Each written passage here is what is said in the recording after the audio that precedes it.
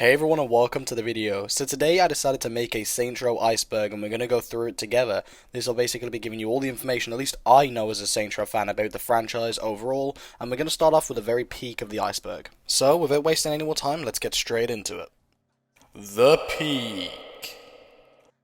So this is things that all players of Saints Row realistically should know. This is the peak, this is the surface level, this is just information about the games that most players will know, and if you're a true fan of Saints Row, you'll definitely know all of this stuff. Now I'm going to keep this category nice and light, since quite frankly most of us will know this stuff, and you guys want to hear all the juicy, interesting stuff which will be happening on the later tiers.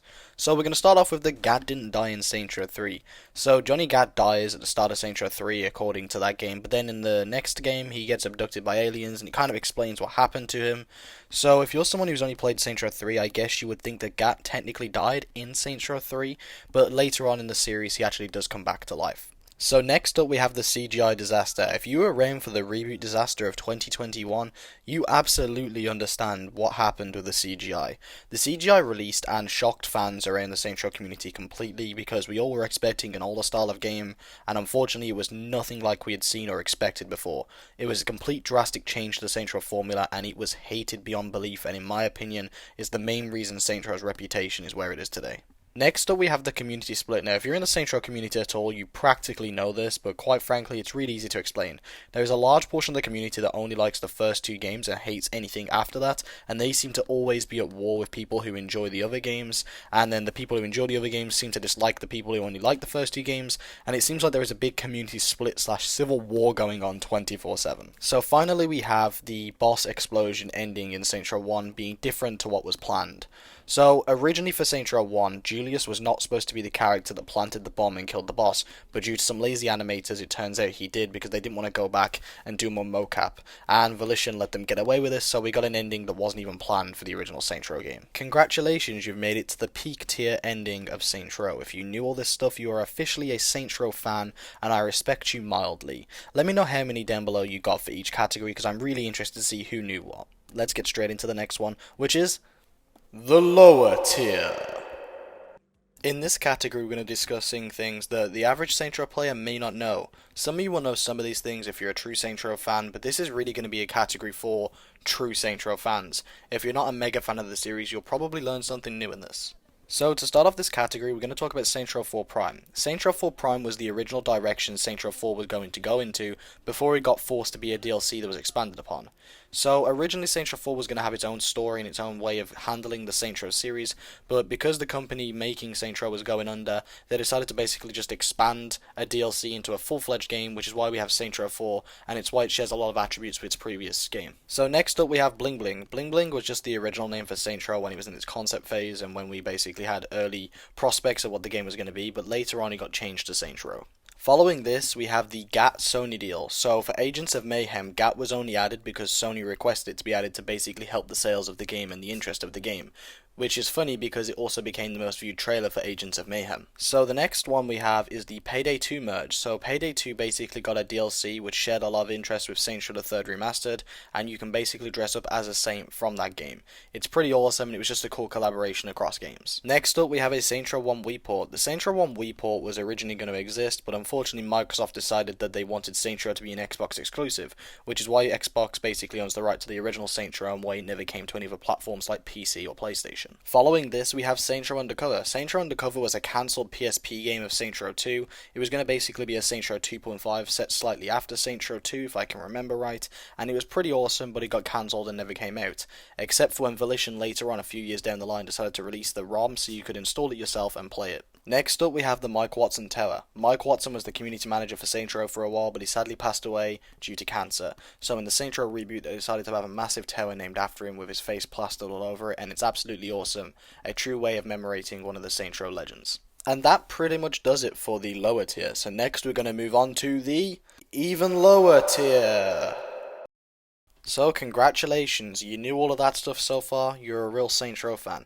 But this is where things get kind of intense, and this will definitely have something you don't know, unless you are the ultimate Saints Row fan. So let's kick it off with a bang. So we're going to start with the Merman and Frieza. So the Merman is a creature that was rumored to be in the Saints Row 1 demo, and then in Saints Row 1, and then in Saints Row 2, and then we got a bit more confirmation in Saints Row 3, and then there are hints about it in the reboot, so it's basically a legend among Saints Row of this little creature that was supposed to exist. Following that, we have the Frieza, like I said. This is a thing you can get in Saints Row 2 when you glitch out of an activity, and it spawns in and crashes your game and can break your disc. Pretty spooky stuff. So next up we have the Would You Rather trailer, nice and interesting. So this trailer was basically where Saints Row went, fuck it, let's just completely insult GTA, no hold bars, we are going to destroy their life. So it basically was an entire trailer basically going GTA 4 is boring, Saints Row 2 is better, play Saints Row 2, fuck GTA 4. I support this message, this is good Saints Row. So next up we have the Rule of 31. The Rule of 31 is this number that just keeps reappearing in the Saints Row universe, and people are really confused as to what it means. 31 pops up all over the place, and there's tons of videos talking about it. I'm not totally sure what it is, but I'm sure it's just some sort of inside joke from Volition we don't understand. Next up we have that Saints Row used a porn star to promote their game. If you want more details on that, then do it in your own time. That's gross. What the fuck? Next up we have that free running was cut from Saints Row 3. So originally in some earlier videos, Saints Row 3 appeared to have free running as one of the main mechanics. You can still see some of these mechanics actually present in the game when you're climbing and mantling things, but pretty much the whole thing was gutted due to the fact they couldn't do it. Next up we have the Saints Row 2 patch. The Saints Row 2 patch was something that was rumored to be worked on so long ago by Mike Watson, but when he passed away, the team at Volition decided to say they'd work on it in his honor, and we never heard anything really from it since then, but it is apparently still being worked on and will be releasing one day. Next up we have that Saints Row shares a universe with Red Faction, Volition's other title. You can see some crossovers like the company Altor also being in the game. So that's the end of the even lower tier. If you knew all this stuff, well done. What do you want, a medal? I knew this stuff too. I'm not that impressed, but good for you. Good for you. Go stick like a medal on your fridge and say it was from me. I'm proud of you. But now we're gonna get into the even lower tier. Okay, now this tier is for the elitists. If you know even one of these facts, I'll be very impressed. Like seriously, this is some elite level stuff. If you know this, you're a true Saints Row fan through and through. Good job, seriously. Like I'll be so proud of you if you know this stuff. I know this stuff though, so I'm better. The Saints Row 1 Golden Bear is a bear that can be found in a crib in Saints Row 1.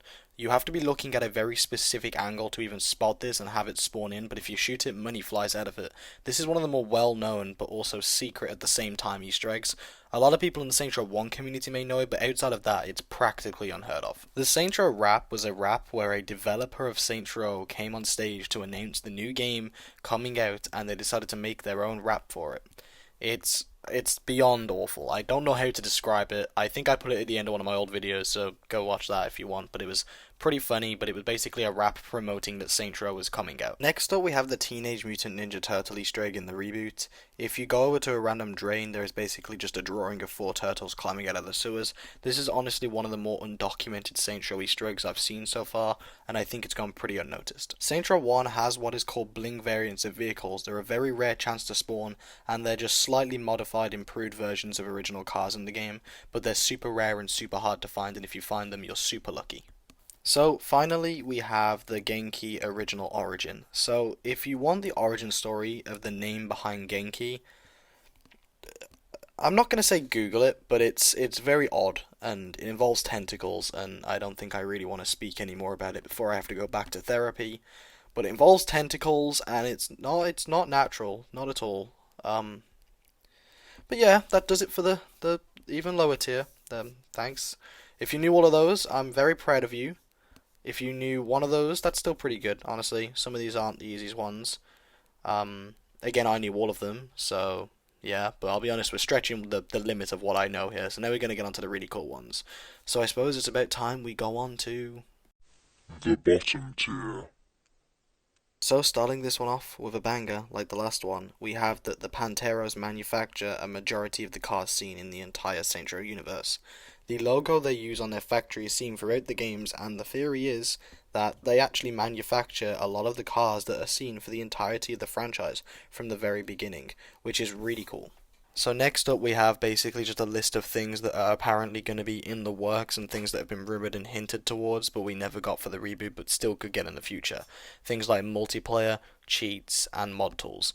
These are things that are supposedly going to be coming out due to one or two sources, but we never got any information on. In Saints Row the Third, Shaundy was never going to appear in the game at all. Instead, she was going to be filming a reality show in Mexico, and at the end of the game, you were going to see her on a date with Killbane without his mask, which was going to be the big unveiling of who Killbane is. Another cut content fact about Saints Row 3 and Shaundy is that she had a subplot where it was going to be explored about survivors' guilt and depression. So her character was originally going to have a ton more depth, which was going to explain the original drastic change between Saints Row 2 Shaundy and Saints Row 3 Shaundy. But unfortunately, this never came to light, which is why we have such a big, diverse switch up, and it's quite cool to see that that actually changed the entirety of the character. And just to finish the trifecta of weird Saints Row 3 facts I have here, the way Stag rolled into Saints Row 3 and how they kind of just kicked in the doors on everything changed quite a lot. But one of the plans they had is that Killbane was going to set off a dirty bomb in Stillwater, completely demolishing the place. This never came to light, but basically Killbane was going to be a full-blown terrorist, blowing up an entire city. Absolutely insane, and I would love to have seen this actually happen. Saints Row 2 had official joystick junkie clothing done, but now it's long gone. But there used to be hoodies and jackets you could buy for Saints Row 2 which were officially licensed from the game. Saints Row was originally going to have a machinima mode, but unfortunately got cut due to time restraints and just not being able to fully function it right. However, it was added back with mods because it was so close to completion that it practically could have been rolled out if it had just a little more time. So that's it. What, you knew all of those? Seriously? Well, I'm impressed. Good job. I'm proud of you. Actually proud this time, not medal on a fridge proud. This is good. If you knew all of those, I'm impressed. If you knew everything in this video, beyond impressed. These are all the ones I can think of right now, and I'm sure that after I upload this video, I'll have tons more that I wish I included. But as for the moment, I am done with this video. I hope you enjoyed. I'd love to do a follow-up Iceberg where maybe I just talk about even more interesting facts if I can think of any, because I know that there is tons I'm forgetting, but I just can't think of any at the moment. So hopefully you enjoyed this video and hopefully you learned something. I'm glad that you did if you did, and if you didn't, I'm sorry. I let you down. But I know that there's some cool facts in this, and if you did know all of them, I am actually proud. This is pretty cool. Anyway, see you all soon, guys.